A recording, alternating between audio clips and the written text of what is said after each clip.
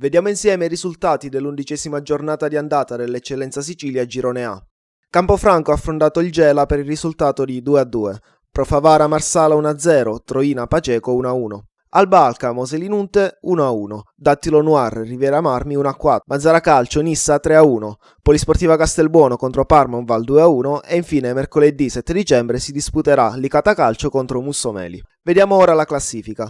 Al primo posto troviamo sempre Paceco con 23 punti, seguito da Riviera Marmi con 21 punti.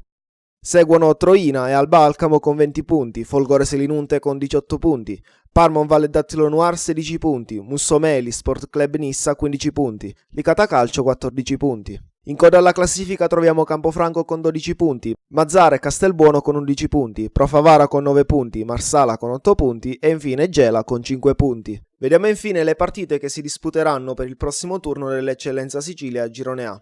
L'anticipo di sabato 26 novembre vedrà Mussomeli contro Alba Alcamo e Parmonval contro Licata. A seguire domenica 27 novembre avremo Sport Club Marsala contro Dattilo Noir, Selinunte contro Mazzara, Paceco contro Pro Favara, Riviera Marmi contro Polisportiva Castelbuono, Nissa contro Campofranco e per finire Gela contro Troina.